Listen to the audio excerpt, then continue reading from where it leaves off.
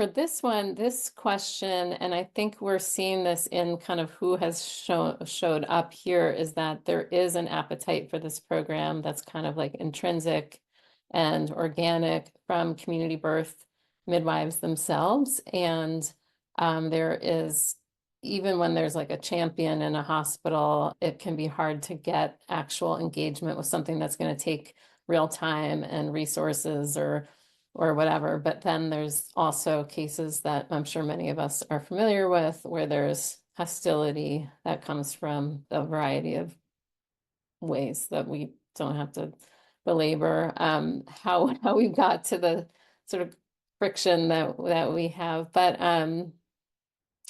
I would love to hear any thoughts from others, but I will share a few that I think that this program itself is something to engage with hospitals with, and to do what we see several of you doing and that we know others are doing, of like taking the tools and using it for the partial transfer drill and to get your own part of the house in order and do that work, but then also to be able to show like, look, we're doing this and you can do it with us, or, you can use these tools to engage around quality. So I encourage and hope, that's one of our hopes for the program, is that it gives you something proactive to engage with hospitals. The work that we did from when we developed the hospital guide to integrating the freestanding birth center model, and it's all kind of this connected thread.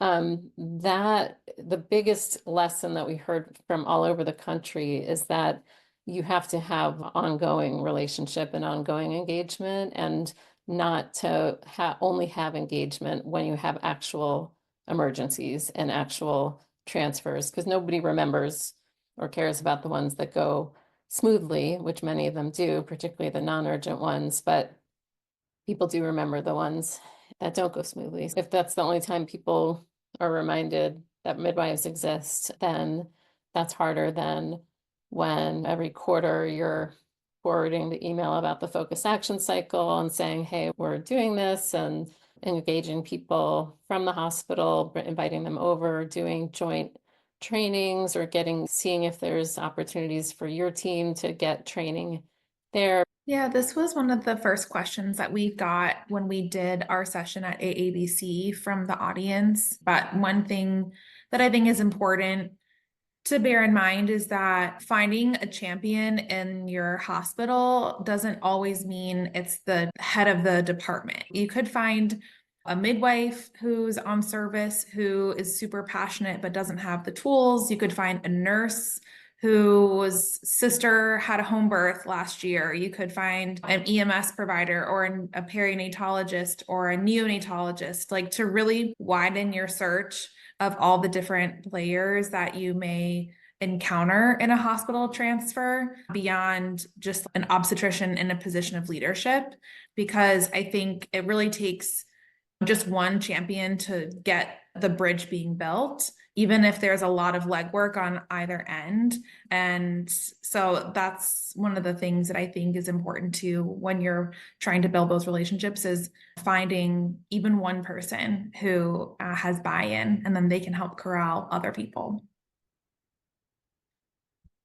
I think looks like Suzanne raised her hand. Do you want to say?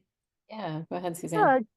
I just wanted to build on what you said, Jen. It can be hard to identify those champions, and it can be a really slow process if your only contact with folks at the hospital is during transfers. And what I have found is that work on things like perinatal quality collaboratives, even if you're working on committees that don't have anything to do with out of hospital birth, if you are a consistent, helpful contributor in groups like that, you rub shoulders with people and they get to know you. And even if they start off thinking you're a three-headed monster because you deliver babies out of hospital, eventually they learn who you really are. And most of us are not three-headed monsters. And they learn that you really do care about quality of care and safety. And those people can either turn into champions or they can connect you to other people that they know are like you. So I think if we broaden out our activities, we'll have a lot more success in finding those champions. That's a great point.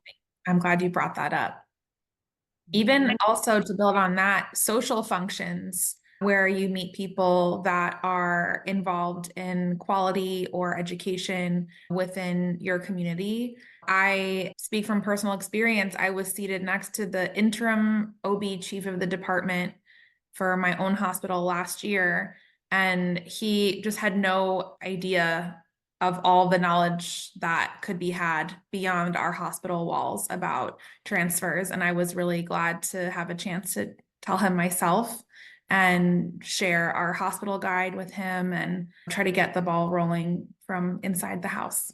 And Suzanne, you bring up a good point that I think a lot of people experience is like, I don't have that encounter with anybody until I'm actually making that transfer. And I think what's important is if you're transferring somebody and you have the capacity to stay and debrief with that team afterwards to say, how did we feel like this all went? And really opening that door. And if there's room for improvement, making that plug of let's continue these conversations. Why don't we practice trying to drill that? If you felt like it was chaotic to receive, we can do this better. And so opening that door in whatever way feels right, I think is really important. I think when we don't have good relationships, we often err on the side of dropping and being like, okay, they have it taken care of. I'm going to like sneak my way out of here. But like really being humble and opening and being vulnerable to like, how did that go? Can we talk about that so that we can do things better or continue to do things that well going forward can be a good point to open that door a little bit. Yeah. Absolutely. Yeah. And flexing that debrief muscle frequently in small ways so that it doesn't feel so fraught when you're doing it after something more serious.